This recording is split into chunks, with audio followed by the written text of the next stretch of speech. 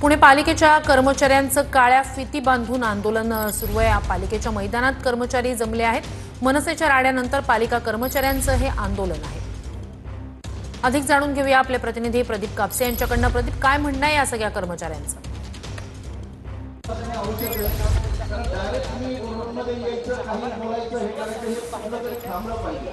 आणि त्याच्यासाठी हे आपण अधिकारी जे आहोत त्यांनी लीडर झालं पाहिजे, बोललं पाहिजे। पुणे महानगरपालिकेच्या बाहेर सध्या आपण पाहतोय की कर्मचारी जे आहेत ते मोठ्या संख्येने जमले आपल्याला पाहायला मिळत आहेत।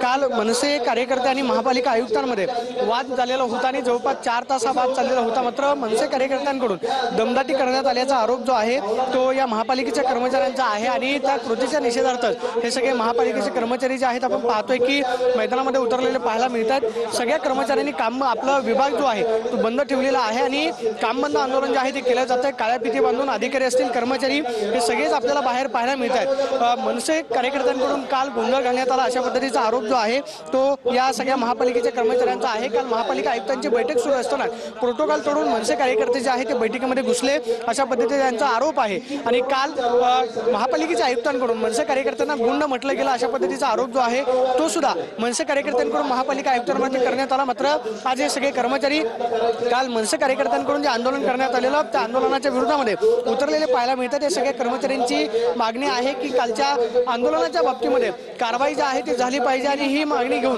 हे सगळे कर्मचारी उतरलेले पाहायला मिळतात आणि आज दिवसभर काम बंद आंदोलन जे आहे ते केलं जाणार आहे। काही वेळामध्ये हे काम बंद आंदोलन मागे घेतले जाते काही पण महत्त्वाचं असणार आहे। मात्र मोठ्या संख्येनं सगळ्याच विभागाचे कर्मचारी असतील, अधिकारी जे आहेत मोठ्या प्रमाणावरती जमलेले आपल्याला पाहायला मिळत आहेत। जवळपास 4 तास महानगरपालिकेच्या आयुक्तांच्या नक्कीच प्रदीप, नक्कीच अपडेट्स घेऊच।